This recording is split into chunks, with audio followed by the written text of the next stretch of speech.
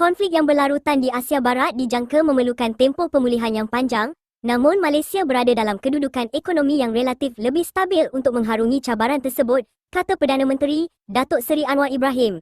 Bila perkara ini berlaku, tentunya menjejaskan rantaian bekalan global khususnya tenaga dan Malaysia tidak terkecuali.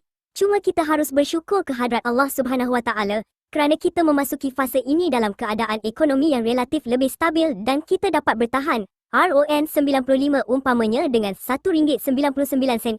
Itu mengejutkan kerana kalau lihat kos dan harga minyak dengan orang terpaksa beratur, ada catuan di negara-negara rantau itu, tentunya merimaskan. Jadi, bila keadaan ini melegakan sedikit tidak bermakna kita boleh selesa, katanya menerusi mesej video hari ini.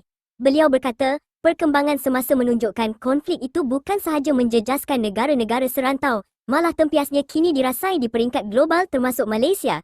Daripada perbualan saya dengan Presiden Iran, pimpinan negara-negara Teluk, Arab Saudi, Turki, Mesir dan juga kunjungan singkat saya ke Indonesia bersama Bapa Prabowo Subianto.